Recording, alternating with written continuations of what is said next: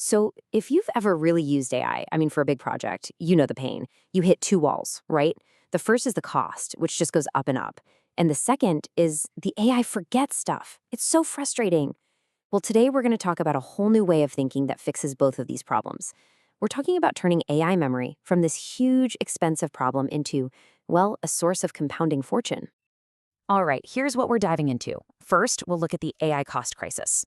Then we'll introduce this new memory paradigm. We'll check out the science from Google and Meta that proves it works. After that, we'll get into the economic revolution, the real dollars and cents. And finally, we'll wrap up with what this all means for the future of AI development. Okay, let's get right into it. The AI cost crisis. Look, for anyone who's trying to build something serious with AI, you know the economics can be brutal. It's a massive barrier. And it all comes down to a really fundamental problem with how these models actually learn. It's what you could call a sustainability paradox. Think about it. The more you use AI, the more value you're supposed to be getting, but the costs just keep climbing. They scale linearly.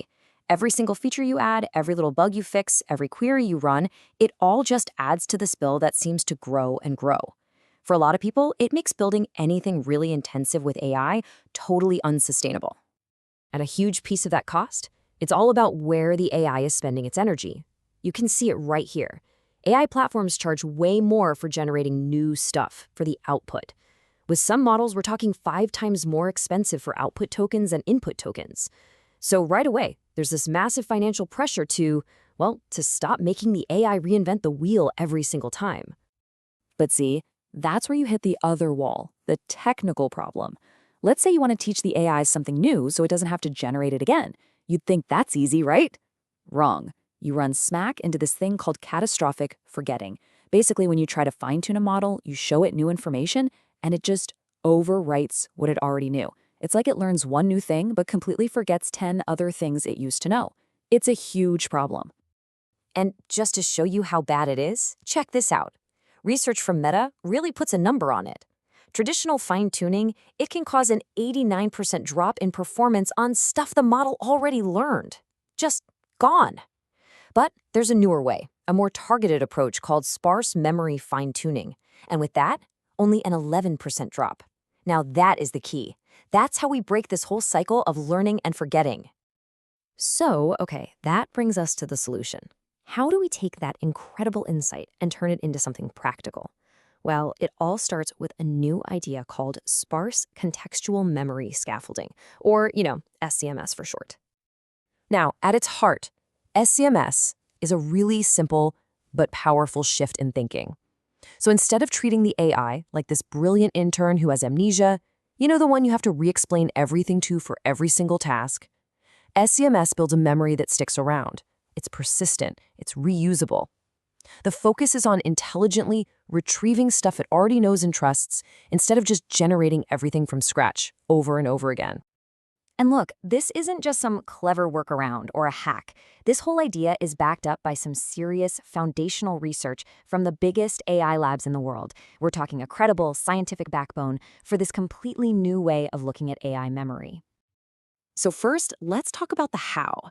That comes from Meta's research on sparse memory. Their big insight? Learning should be like surgery, not like taking a sledgehammer to the problem.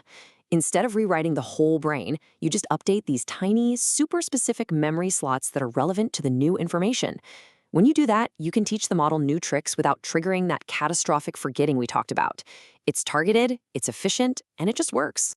And then there's the why from Google's research on nested learning. Their work suggests that AI memory should work a lot more like the human brain. Our memory isn't just one big blob, right? It operates on different levels, different timescales. You've got short-term memory that's always changing, and then long-term memory that's more stable. SCMS actually puts this into practice by creating different memory layers for different types of knowledge. Okay, so we've got the theory, we've got the science backing it up. Let's get to the good part, the payoff. What does this actually mean for the bottom line, for your wallet?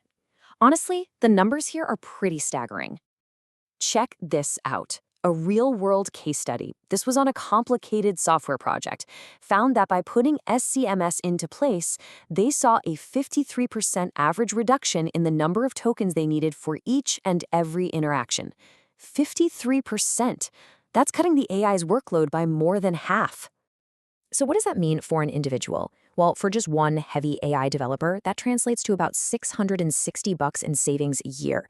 And look, that's not chump change. For a lot of people, that's the difference between a workflow that's sustainable and one that just feels way too expensive to keep doing.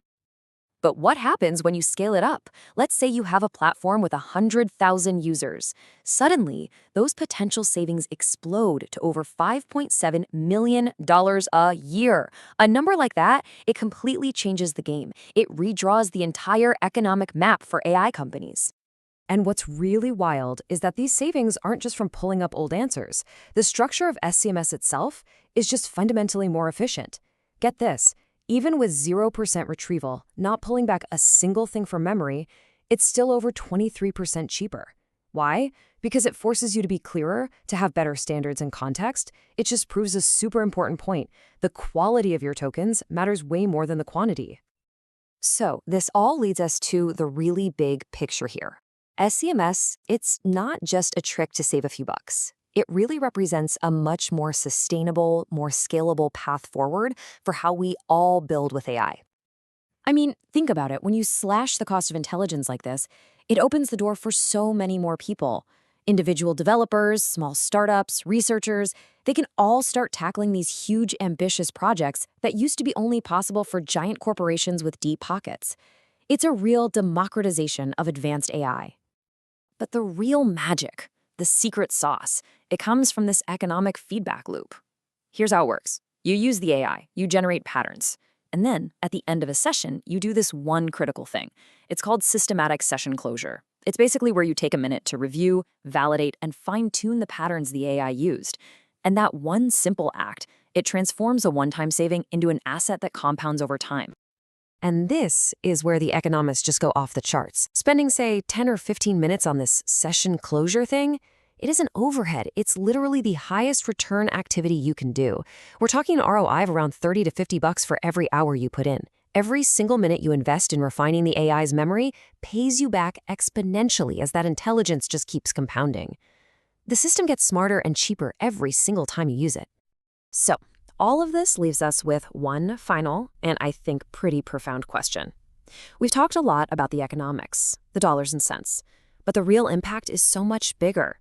If the cost of creating and remembering complex, trustworthy intelligence starts to plummet, if it gets close to zero, what new kinds of problems will we finally be able to solve?